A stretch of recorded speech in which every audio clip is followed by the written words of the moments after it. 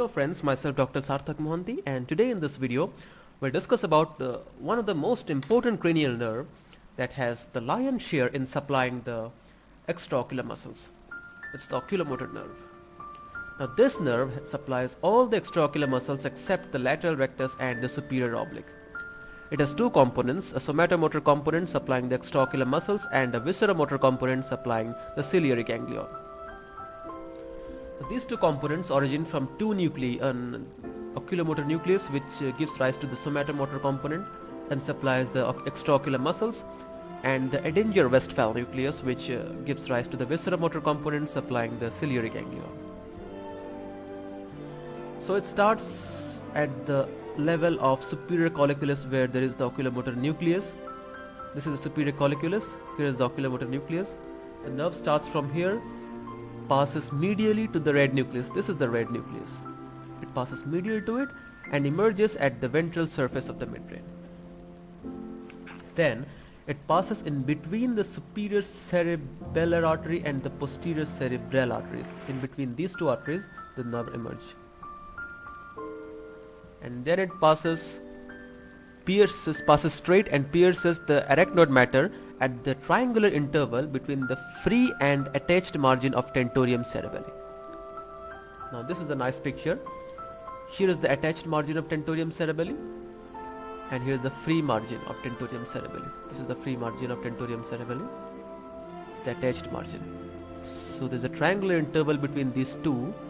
Here the oculomotor nerve pierces the arachnoid matter.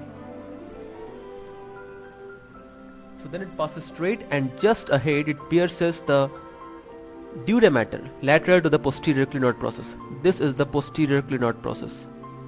These two. So lateral to it pierces the dura mater. Then it passes lateral through the lateral wall of the cavernous sinus. This is the cavernous sinus, and through its lateral wall the nerve passes. You can see the picture. This is the oculomotor nerve. Below it is the trochlear nerve. Below it is the ophthalmic nerve, and then below it is the maxillary nerve. Deep inside we have internal carotid arteries and the abducens nerve.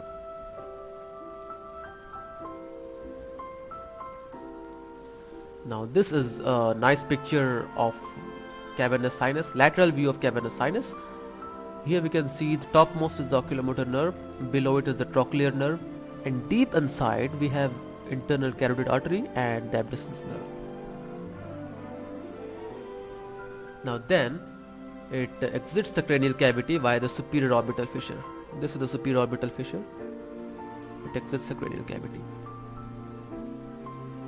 So outside the cavity it divides into a superior ramus and an inferior ramus. The superior ramus supplies the superior muscles like the superior rectus and the levator palpebrae superioris, and the inferior ramus gives a branch to the ciliary ganglion and supplies the other muscles like the medial inferior recti and the inferior oblique muscles. Now this is a nice picture. This is the oculomotor nerve emerging from through the superior orbital fissure, dividing into a superior rami which gives branches to the levator palpebrae superioris and the superior recti muscles, but not the superior oblique muscle. This is supplied by the trochlear nerve here.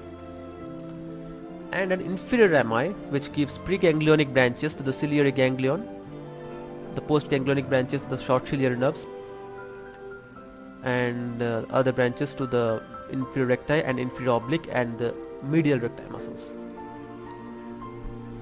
Now still, if you haven't understood it, here is a schematic diagram. This is the superior colliculus, this is the oculomotor nucleus, visceromotor nucleus, somatomotor nucleus.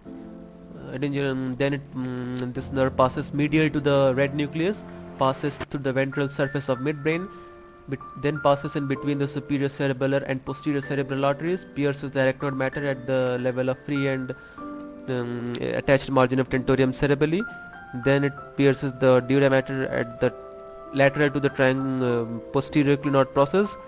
Then it passes at the lateral wall of the cavernous sinus, exits the cranial cavity through the superior orbital fissure, and then it divides into a superior rami and an inferior rami.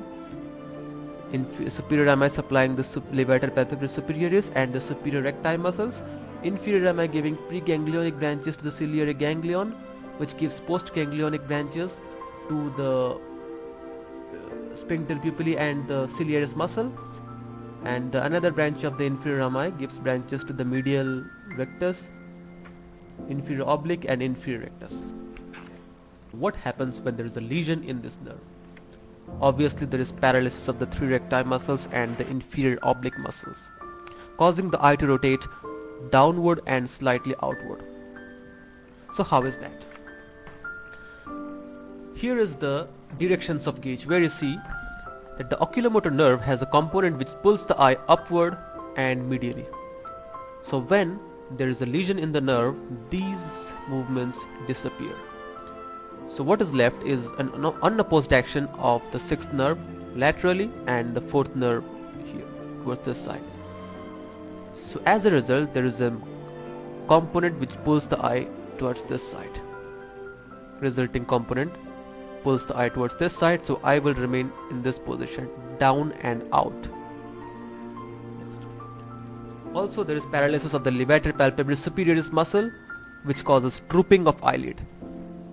There can also be paralysis of sphincter pupillae and ciliaris muscles, so the pupil will remain dilated and the lens won't accommodate. Now here is that the levator palpebrae superioris muscle has got bilateral innervations. The only muscle in the oculomotor neuron group where this is supplied by the innervated bilaterally. All other neurons in this oculomotor nerve have unilateral innervations from the same side of head. Now lesions can be due to a transtentorial uncal herniation, which may be due to a tumor or a hematoma, which can press upon the oculomotor nerve and cause its injury. It can also be due to aneurysm of carotid or posterior communicating arteries. Well, since the nerve passes through the lateral wall of cavernous sinus, so a cavernous sinus thrombosis can injure it. And also a systemic disease like diabetes mellitus, which can cause oculomotor nerve paralysis. So some tests of oculomotor nerve. Now, test the function of the levator palpebrae superioris. Just observe for any drooping of eyelid. To test the other muscles like other extraocular muscles, first observe the presence of any nystagmus or squint. Then place the finger in front of a patient and tell him to gaze. Move it left, right, up and down and follow your patient's gaze. Now to test the sphincter pupillae, we do the light reflex. Light on a torch and put on a patient's eyes. Look for direct light reflex, consensual light reflex and presence of any marcus conpupil. Here the pupils constrict to light.